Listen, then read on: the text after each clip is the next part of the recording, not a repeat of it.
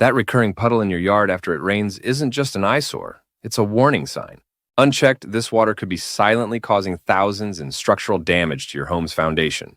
You might think your perfectly flat yard shouldn't have issues, but that's a huge myth in landscaping. And what if I told you that some of the beautiful plants you've chosen could actually be making the flooding worse?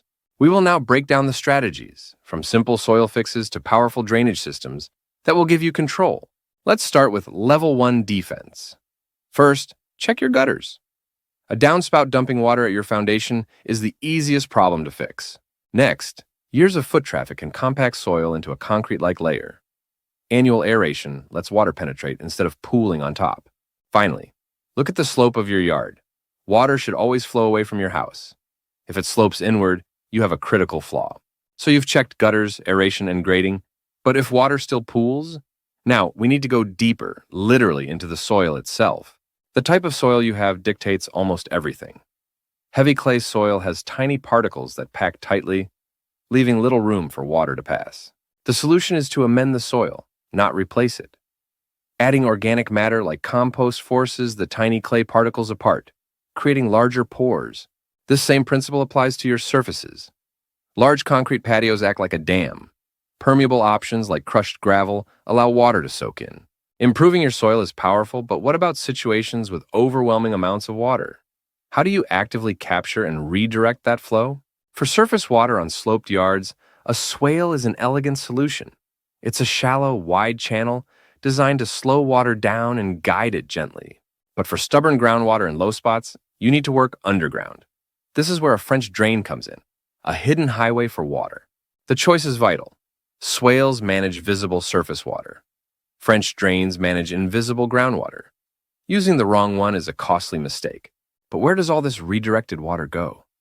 There's an underground solution that holds and slowly disperses water. But how does it work? Before we answer that, let's consider a different approach. Instead of just moving water, what if we could use the yard itself to absorb it? This is a rain garden, a shallow depression filled with flood-tolerant plants.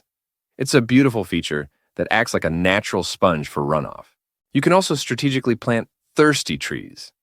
Species like river birch or red maple can absorb dozens of gallons of water a day from the soil. Now, back to our question. Water from a French drain can empty into a dry well, an underground pit of gravel that lets water seep out slowly. So we have swales, drains, gardens, and wells.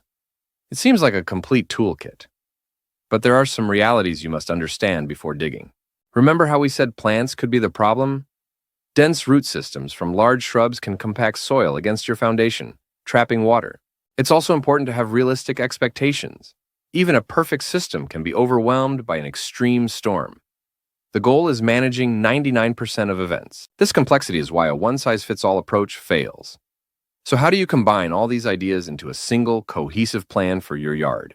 The ultimate solution is not one thing, but a system of strategies working together. Think of it as creating layers of defense against water. Your Level 1 defense is healthy, amended soil. Recall the compost? Healthy soil makes your rain gardens more effective and reduces the load on drains. Your Level 2 defense is directing water flow. The grading we talked about doesn't just protect your foundation. It channels water into your swales. Your Level 3 defense is the heavy machinery. French drains and dry wells.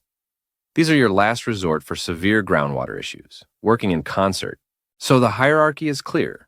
Fix the soil first. Then, guide the water.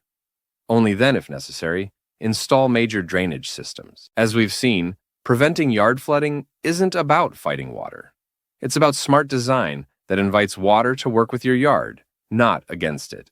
You now understand the danger of runoff, the importance of soil, and the specific tools for surface and groundwater. You know the myths to avoid. Your first step is simple. The next time it rains, go outside. Watch where the water comes from, where it flows, and where it pools. Observation is your start. You have the knowledge to transform a soggy, problematic yard into a resilient, healthy, and beautiful space. If this guide was helpful, like and subscribe for more solutions.